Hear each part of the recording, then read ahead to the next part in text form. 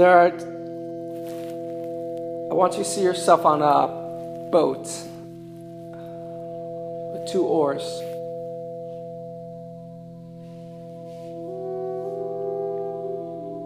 The boat at times is going downstream, and at times it goes towards rapids where it's very rocky, and it needs to use the oars to balance out and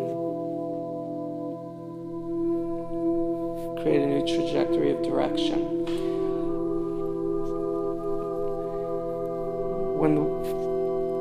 When the waters are not choppy, then you use both oars together at the same time in order to propel forward in unison.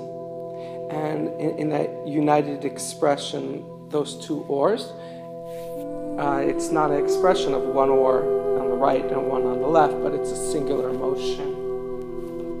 And then when your boat is a bit out of alignment, you need to turn in one direction, then you take the opposite oar and you start turning it and paddling on one side until you regain momentum and the proper trajectory so you can move forward.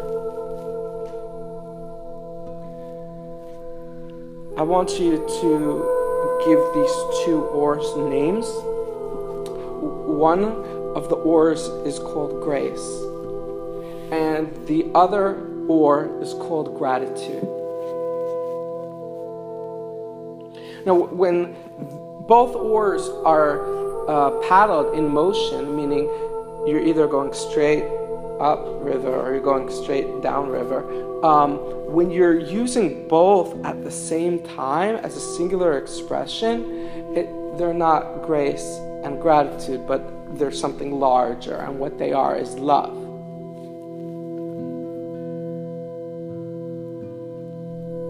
Now,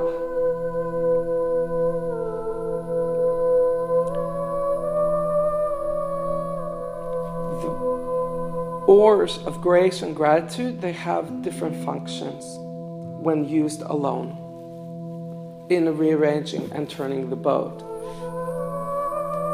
The gratitude oar is used in order to take what's broken, what's detached, what's dark, what is amiss, and reattach it to the flow. So gratitude is an oar that you're going to use in order to transmute what is not agreeable, what is discordant, what is difficult on your journey. And gratitude is also a wonderful oar in order to give constitution and integrity to something individually, outside the plural flow. But when you give thanks and you give gratitude to an individual, then you are protecting the integrity of their individualized self. And you're giving that individualized self, you're giving it more existence than it had previously. So your intention, your lending of that gratitude actually concentrates the individuals, it amplifies the individuals'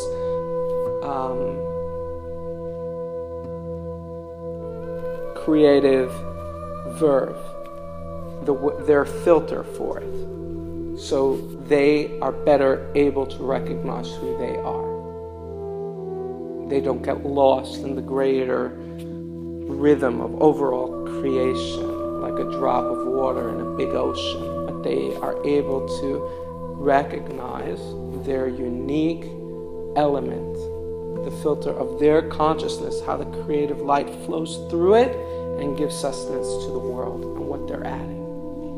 So the gratitude oar is very, very useful for 2 things. It's useful in order to transmute what is disagreeable. When you're navigating disagreeable terrain, you need to marry what is disagreeable into the narrative of where you're headed You're transmuting what is disagreeable, what is not agreeable to your soul. You're bringing it and marrying it into a greater trajectory. It's fueling the very flow of your boat. And grace is something very different. Grace is how to pick up speed.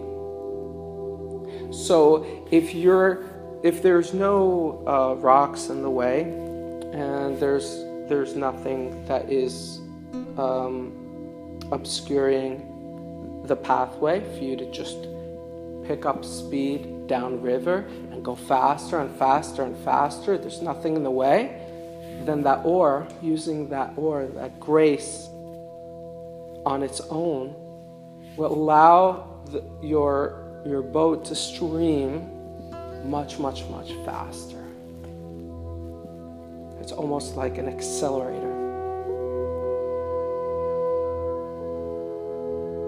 And then when you're confronting life that is a mix of what's agreeable and what's disagreeable, then you want to be paddling with grace and gratitude at the same time together, because that's an expression of love. And that's where what polarizes and what's divisive becomes harmonized with all that is, with the oneness, with the unifying essence of all things. So you're paddling in tandem. And when you're navigating on your journey and you're going through a trying time, a period that's bringing you to your knees, that's testing your resolve of what you're made of.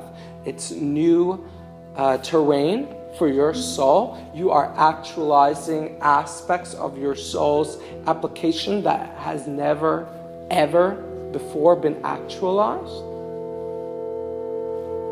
And then you're going to lean on gratitude. The more stones, the more blockages there are on the path, in order to disarm them, in order to take them out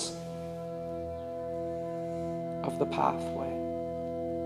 And so then you can go back to grace and accelerate. Alternatively, if you're using grace and gratitude in tandem, and you're paddling as such, and it's all love, so gradually in the distance you see there's a challenge, but the challenge, by the time you arrive at it, it's like a mirage. It's not there. It's not going to rock your boat. It's not going to set you off your journey, because the fact that you were in tandem the whole time, it was able to address it and streamline the trajectory. The gratitude oar that you're going to use is when you already came to a certain closeness to the impediment, and it hasn't dissipated. So you need that to marry what is separate from you, what is separate from your journey, to become the fuel to enhance your very trajectory.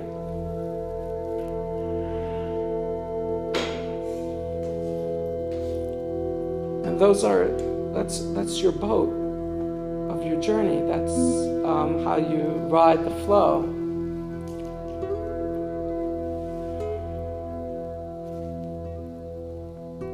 The mystics associated the nighttime, the evening hours, the darkest night, as being allegorical for a time when you cannot see, for a time when existentially you cannot see. You're walking in the dark. You don't know where your life is taking you. You're confronting challenges and difficulties, and you can't even make plans 2 days in advance, because you're just taking it one step at a time, because you don't know where the next landmine may sit. And you're traveling forward and navigating, and they call that nighttime. And when you're going through that nighttime, gratitude is so essential. So very essential. And part of that gratitude is gratitude for self. Because individuals that go through that torment begin to doubt themselves. They begin to doubt their contribution. And it's because they doubt themselves. The more they doubt themselves, the more they broadcast creatively a frequency that attracts more and more challenges. The challenges, they're like a self-fulfilling prophecy because the individual's heart, their creative chord, is being played out of key. It's being played in dissonance. They are attracting dissonance in their journey. And so in order to be able to rebalance, to reharmonize their creative chord, they need to get back to gratitude, and they need to have profound levels of gratitude for themselves, for their own soul. Gratitude for the difficulties that they went through, and gratitude for all the beauty that they discovered in the process. And then from there, graduate to grace and pick up speed and pick up pace. And then using gratitude and grace together each day. Grace in the daytime when it's easy to see, and gratitude in the night when it's difficult. Using them in tandem. Dissolving the impediments and the blockages that are approaching before they arrive, because the light of love is so strong, it clears a pathway straight ahead so you can go faster and faster and faster downstream.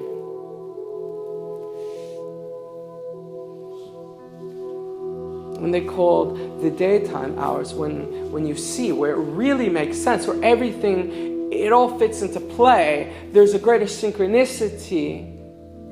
You have a date with destiny. It's clear that you were here for this time and this moment to use grace.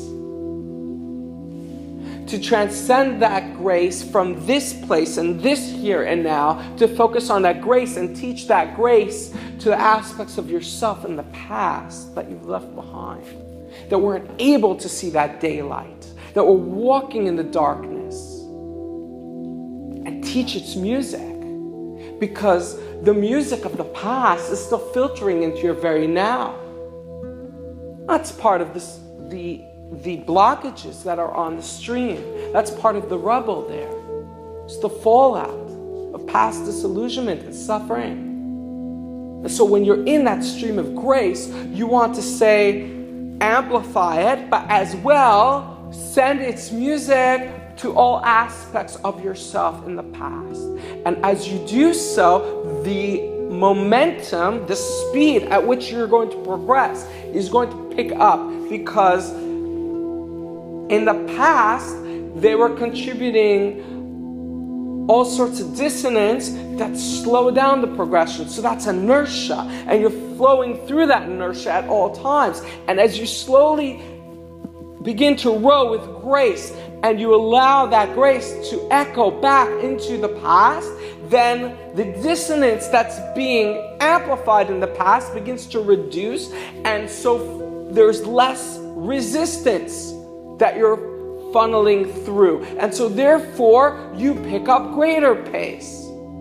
And the faster you go in pace, being able to see the challenges that are on the horizon in the nighttime,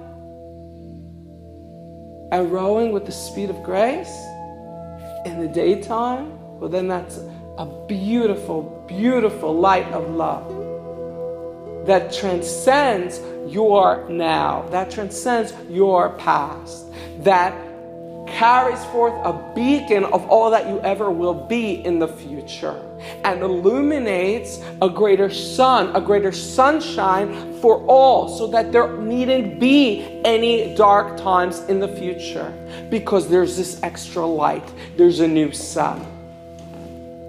That new sun dawning of an illuminated time.